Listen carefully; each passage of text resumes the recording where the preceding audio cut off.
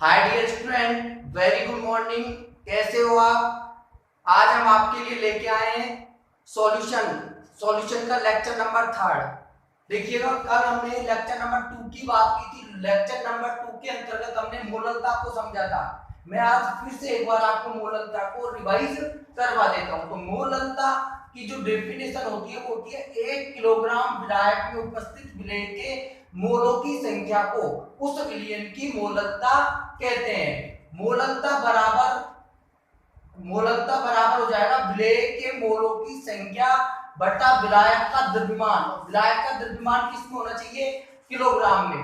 दोस्तों, हमने मोल 11th class में मोल्स निकालना सीखा था। तो मोल्स कैसे निकालते थे? मोलों की संख्या निकालने का जो फॉर्मूला होता था वो क्या होता था? द्रव्यमान बटा अनुभार। अच्छा, द्रव्यमान को हम किससे रिप्रेजेंट कर रहे हैं? W means weight. और अनुभार को हम किससे रिप्रेजेंट कर रहे हैं? M का मतलब होता है मॉलिक्यूलर मास। मॉलिक्यूलर मास कह दो, अनुभार कह दो, आणविक द्रव्यमान कह दो, एक ही बात है। और मोलों की संख्या को हम रिप्रेजेंट करते हैं N से। तो अब देखिएगा, विलेय के मोलों की संख्या को हम कैसे ज्ञात करेंगे? विलेय के मोलों की संख्या बराबर क्या हो जाएगा? विलेय का द्रव्यमान बटा विलेय का अनुभार। तो मोललता के फॉर्मूले में विलेय के मोलों की संख्या की जगह पर हम क्या रख देंगे? विलेय का द्रव्यमान बटा विलेय का अनुभार। तो मोललता का जो फॉर्मूला आ जाएगा वो क्या आ जाएगा? विलेय का द्रव्यमान बटा विलेय का अनुभार इंटू विलायक का द्रव्यमान। अच्छा, विलायक का द्रव्यमान किस में होना चाहिए? किलोग्राम में। ये हमारी शर्त है। यदि विलायक का द्रव्यमान ग्राम में दिया हो तो ग्राम को हम किस में कन्वर्ट कर देते हैं? किलोग्राम में। तो मोलरता को रिप्रेजेंट करते हैं स्मॉल m से। अच्छा, विलेय के द्रव्यमान को हम अब तक रिप्रेजेंट करता है Wb से, और विलेय के अनुभार को किससे रिप्रेजेंट करेंगे? Mb से। अच्छा, विलायक के द्रव्यमान को हम रिप्रेजेंट करेंगे Wa से। अच्छा, Wa की वैल्यू किस में होनी चाहिए? किलोग्राम में। सपोज दैट यदि विलायक का द्रव्यमान ग्राम में दे रखा हो तो हम ग्राम को किलोग्राम में कन्वर्ट कर देते हैं। ग्राम को किलोग्राम में कन्वर्ट करने के लिए ऊपर किससे गुणा कर देते हैं? 1000 से। तो कल हमने आपको मोललता के बारे में समझाया था। एक बार मैंने फिर से आपको मोललता की परिभाषा और मोललता का सूत्र बनाना, ये सारी चीजें हमने सिखा दी है। अब एक न्यूमेरिकल की बात करते हैं। मोललता का एक न्यूमेरिकल है। 500 ग्राम जल में 4 ग्राम NaOH उपस्थित है। विलयन की मोललता ज्ञात कीजिए। यानी कि आपका विलायक का जो द्रव्यमान है, विलायक का द्रव्यमान कितना है? देखिएगा, विलायक का द्रव्यमान कितना दे रखा है? 500 ग्राम। विलायक यहाँ पर क्या है? जल। अच्छा, जल का जो द्रव्यमान दे रखा है वो कितना दे रखा है? 500 ग्राम। अच्छा, विलेय यहाँ पर क्या है? क्वेश्चन में विलेय क्या है? NaOH। क्वेश्चन में विलेय क्या है?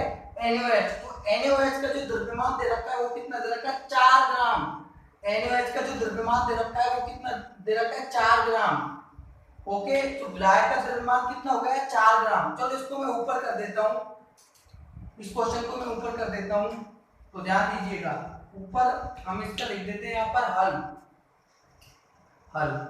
तो ध्यान दीजिएगा, सबसे पहले हम देखते हैं जो आपका विलेय है। विलेय यहाँ पर क्या है? NaOH। तो NaOH क्या हमारा विलेय? विलेय का जो द्रव्यमान दे रखा है वो कितना दे रखा है? विलेय का द्रव्यमान दे रखा है 4 ग्राम। कितना दे रखा है? 4 ग्राम। विलेय का द्रव्यमान दे रखा है 4 ग्राम।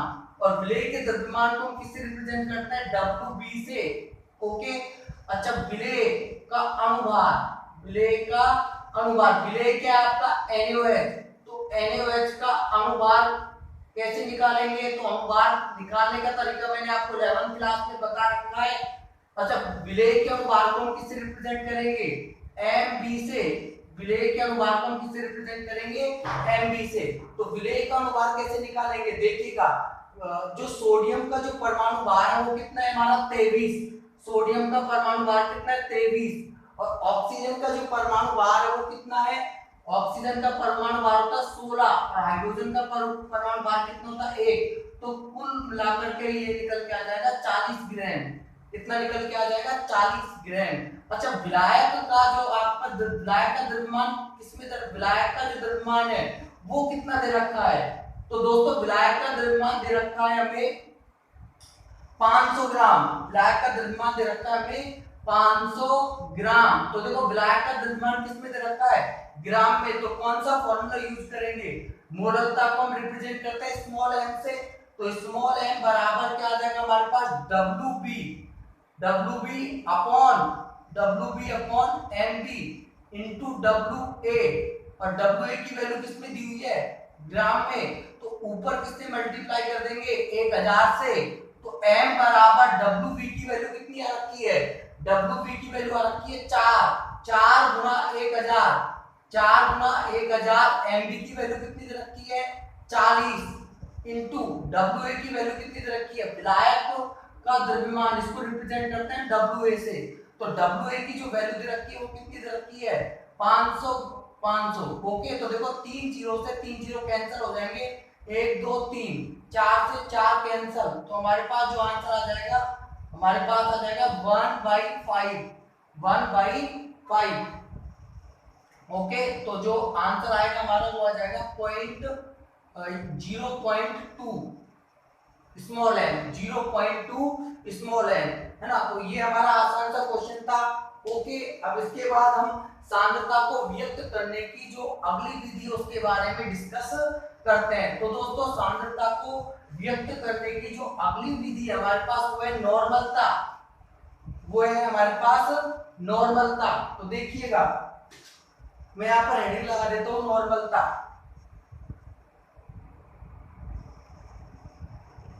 अच्छा, नॉर्मलता को रिप्रेजेंट किया जाता है कैपिटल N से, अंग्रेजी में बोलेंगे नॉर्मलिटी।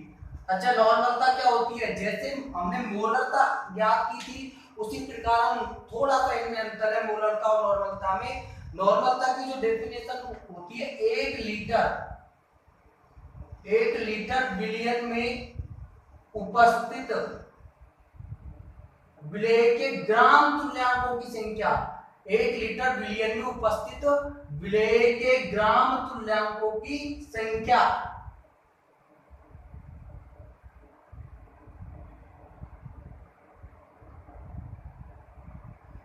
1 लीटर बिलियन में उपस्थित विलेय के ग्राम तुल्यांकों की संख्या को, ग्राम तुल्यांकों की संख्या को उस विलियन की नॉर्मलता कहते हैं। मोलरता की डेफिनेशन क्या होती थी, 1 लीटर बिलियन में उपस्थित विलेय के मोलों की संख्या। यहाँ पर मोलों की संख्या की जगह पर किसकी बात हो रही है, ग्राम तुल्यांकों की संख्या की। तो देखिएगा, नॉर्मलता का जो फॉर्मूला है वो क्या बनेगा, नॉर्मलता बराबर विलेय के ग्राम तुल्यांकों की संख्या, विलेय के ग्राम तुल्यांकों की संख्या।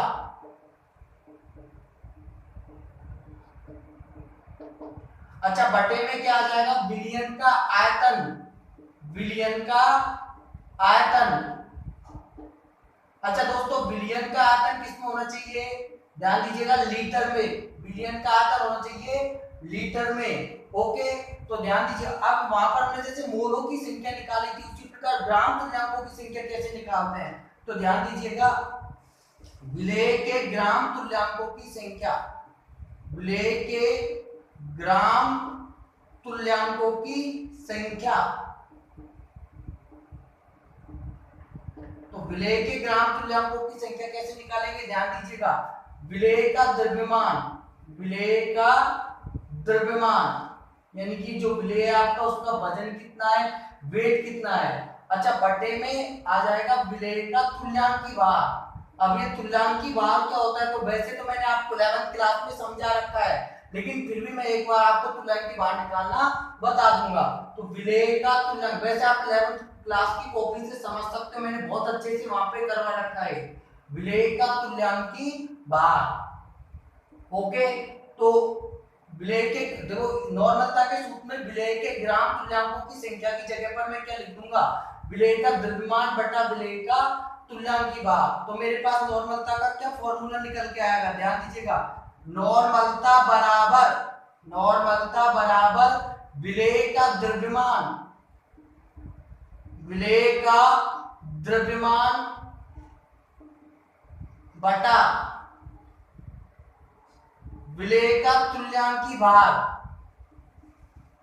विलेय का तुल्यांकी बाहर, और इनटू में क्या आ जाएगा, विलियन का आयतन लीटर में, विलियन का आयतन, और ये किस में होना चाहिए दोस्तों, लीटर में होना चाहिए, किस में होना चाहिए, लीटर में। तो ये फॉर्मूला मेरे पास नॉर्मलता का बन के आएगा। तो विलेय के द्रव्यमान को हम अब तक किससे रिप्रेजेंट करता है, WB से, WB से। अच्छा, तुल्यांक की भार को अंग्रेजी में बोलते हैं इक्विवेलेंट वेट, इक्विवेलेंट वेट। तो ध्यान दीजिएगा, इक्विवेलेंट का प्रथम लेटर ले लेते हैं, इक्विवेलेंट का प्रथम लेटर है ई, और विलेय को हम रिप्रेजेंट करते हैं बी से। तो विलेय के तुल्यांक भार को हम किससे रिप्रेजेंट करेंगे, ईबी से, और विलियन के आयतन को हम किससे रिप्रेजेंट करेंगे, वी सॉल्यूशन, वी सॉल्यूशन, और ये किसमें होना चाहिए, लीटर में। और नॉर्मलता को हम रिप्रेजेंट करेंगे कैपिटल एन से, नॉर्मलता को हम रिप्रेजेंट करेंगे कैपिटल एन से। ओके, ठीक है। अच्छा, अगर यदि विलियन का आयतन किसमें दिया हो, मिलीलीटर में, यदि विलियन का आयतन मिलीलीटर में दिया हो तो मिलीलीटर को लीटर में बदलने के लिए ऊपर किससे मल्टीप्लाई कर देंगे, 1000 से। तो मेरे पास ये फॉर्मूला बन जाएगा WB बराबर WB upon EB into V solution ml, ऊपर किससे मल्टीप्लाई कर देंगे, 1000 से। तो ध्यान दीजिएगा, यदि विलियन का आयतन ml में दिया हुआ हो, यदि विलियन का आयतन ml में दिया हो तो इस वाले फॉर्मूले का यूज करेंगे, और यदि विलियन का आयतन लीटर में दिया हो तो इस वाले फॉर्मूले का यूज करेंगे। तो दोस्तों ये हो गई हमारी नॉर्मलता। अच्छा, आप साथ ही साथ पेन और कॉपी साथ में रखिएगा, और साथ ही साथ नोट्स बनाते चलना, क्योंकि नोट्स बनाना बहुत इंपॉर्टेंट है ना। तो जब भी हम पढ़ेंगे तो नोट्सों की आवश्यकता पड़ेगी। तो ध्यान रखना कि साथ ही साथ अगर यदि वीडियो आगे चला जाता है तो वीडियो को पीछे ले सकते हो, और पॉज करके आप उसको आप इसके नोट्स बना सकते हो। तो नोट्स बनाना बहुत इंपॉर्टेंट है, ध्यान रखना। नोट्स तो वैसे भी मैं आपको अवेलेबल करवा दूंगा, लेकिन खुद के नोट्स बनाना बहुत ज्यादा महत्वपूर्ण होता है। वही चीज हमें याद रहती है जो हम लिखते हैं। ओके, तो अब मैं यहाँ पर तुल्यांक की भार निकालना भी आपको बता देता हूँ। वैसे मैंने आपको 11th क्लास में सिखाया था तुल्यांक की भार कैसे निकालते हैं। अच्छा, ध्यान दीजिएगा, तुल्यांक की भार निकालने का जो फॉर्मूला होता है वो क्या होता है, मैं यहाँ पर लिख देता हूँ। तुल्यांक की भार बराबर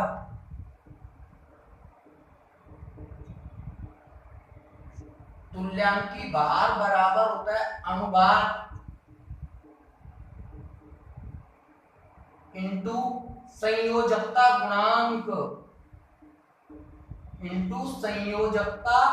गुणांक, वैलेंसी फैक्टर। अच्छा, संयोजकता गुणांक को हम रिप्रेजेंट करते हैं n से। ध्यान दीजिएगा, तुल्यांक की भार निकालने का जो फॉर्मूला होता है वो होता है अनुभार में हम किसका भाग देते हैं, संयोजकता गुणांक का। अब आप ये सोच रहे होंगे कि संयोजकता गुणांक क्या होता है, तो हम बात करते हैं। जैसे देखो, जैसे सपोज दैट हमें अम्ल का तुल्यांक की भार निकालना है, तो देखिएगा अम्ल का तुल्यांक की भार कैसे निकालेंगे। अम्ल का तुल्यांकी भार बराबर अनुभार। अच्छा, अम्ल के केस में संयोजकता गुणांक की जगह पर क्या लेंगे, क्षारकता। अच्छा, क्षारकता क्या होती है, अम्ल द्वारा त्यागे गए H+ आयनों की संख्या। अम्ल द्वारा त्यागे गए H+ आयनों की संख्या को हम क्या कहते हैं, क्षारकता। अम्ल द्वारा त्यागे गए H+ आयनों की संख्या। ओके, यदि क्षार का तुल्यांकी भार कैसे निकालेंगे, देखिएगा क्षार का तुल्यांकी भार। तो क्षार का तुल्यांकी भार निकालने का जो हमारे पास फॉर्मूला होता है वो क्या होगा, अनुभार बटा अम्लता,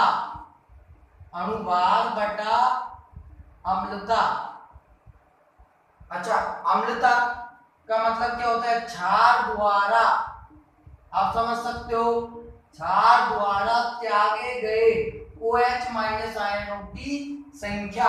क्षार द्वारा त्यागे गए OH- आयनों की संख्या।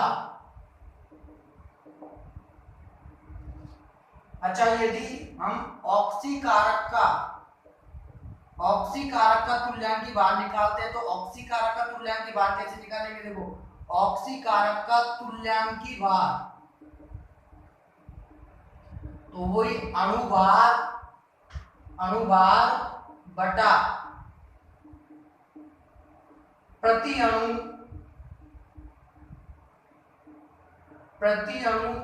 ग्रहण किए गए इलेक्ट्रॉनों की संख्या, प्रति अणु ग्रहण किए गए इलेक्ट्रॉनों की संख्या। इसी प्रकार यदि अपचायक का तुल्यांकी भार हमें निकालना है, अपचायक का तुल्यांकी भार यदि हमें निकालना है तो वो कैसे निकालेंगे? तो ध्यान दीजिएगा, अपचायक का तुल्यांकी भार बराबर अणुभार बटा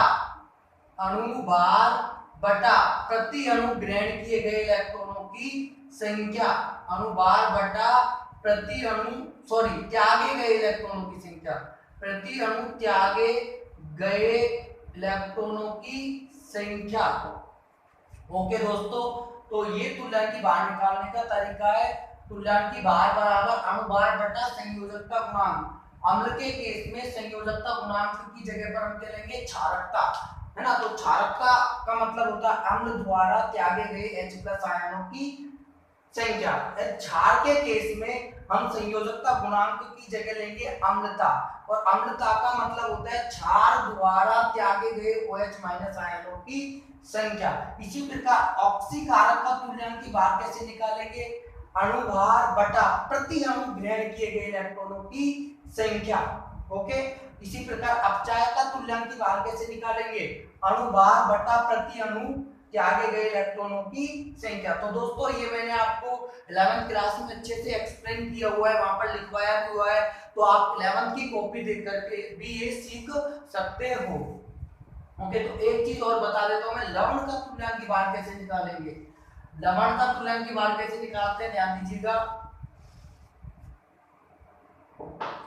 मैं यहां पर लिख देता हूं लवण का तुल्यांकी भार, लवण का तुल्यांकी भार। तो देखिएगा लवण का तुल्यांकी भार कैसे निकालेंगे? वही ऊपर तो किसको रख देंगे दोस्तों? अणुभार को, अणुभार बटा टोटल पॉजिटिव चार्ज। या तो आप टोटल पॉजिटिव चार्ज देख लो, या फिर आप क्या देख लो, अथवा या फिर आप क्या देख सकते हो, टोटल नेगेटिव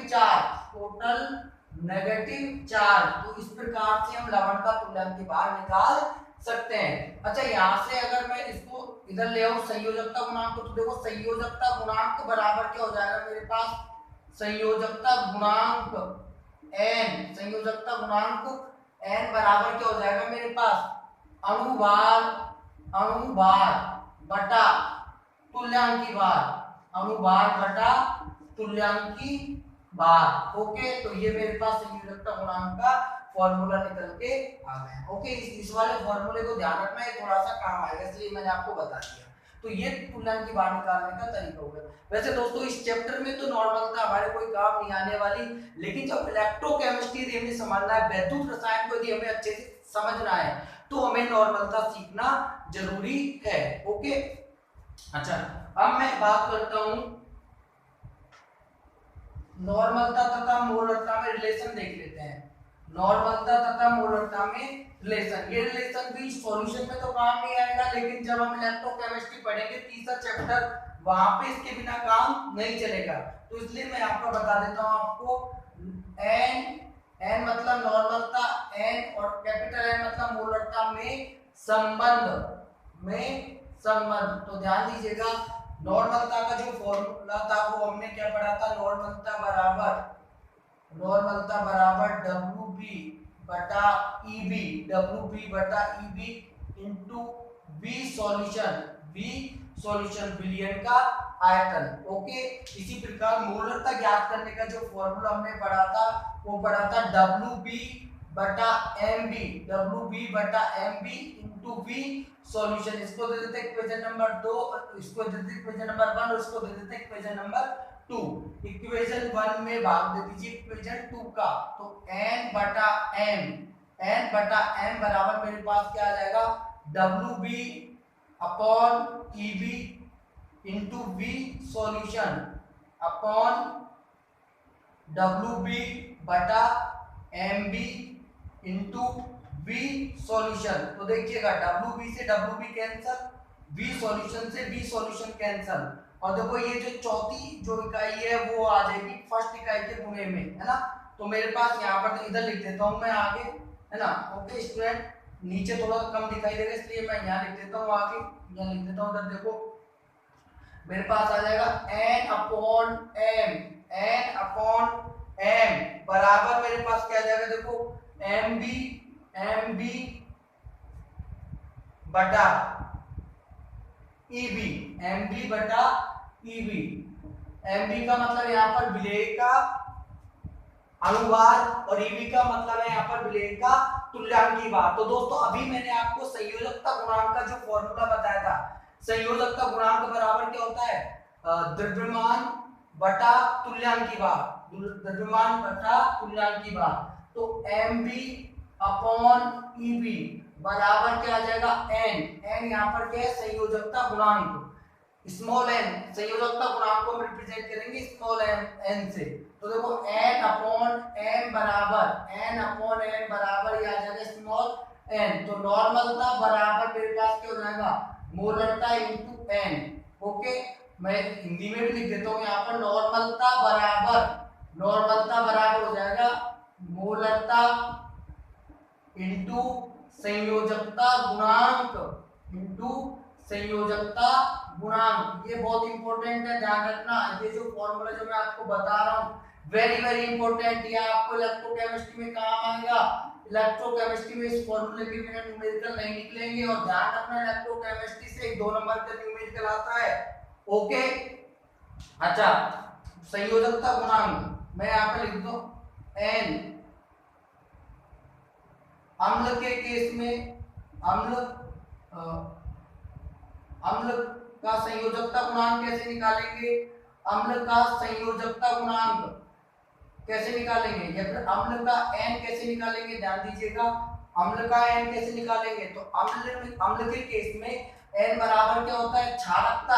अम्ल के केस में n बराबर क्या होता है, क्षारकता, यानी कि त्यागे गए H प्लस आयनों की संख्या, त्यागे गए H प्लस आयनों की संख्या, त्यागे गए H प्लस आयनों की संख्या। अच्छा क्षार का n कैसे निकालेंगे, ध्यान दीजिएगा। क्षार का n मतलब संयोजकता गुणांक, क्षार का n क्या होता है, क्षार का n कैसे निकालेंगे, क्षार के लिए संयोजकता गुणांक की जगह, क्षार में संयोजकता गुणांक की जगह हम क्या रखते हैं, अम्लता। और अम्लता क्या होती है, त्यागे गए OH माइनस आयनों की संख्या, त्यागे गए OH माइनस आयनों की संख्या, त्यागे गए OH माइनस आयनों की संख्या। ओके, अगर यदि ऑक्सीकारक के केस में n का मान क्या होगा, ऑक्सीकारक का n कैसे निकालेंगे, ध्यान दीजिएगा।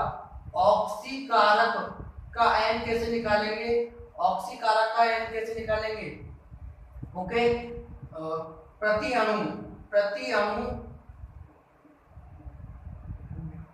अणु ग्रहण किए गए इलेक्ट्रॉनों की संख्या, प्रति अणु ग्रहण किए गए इलेक्ट्रॉनों की संख्या।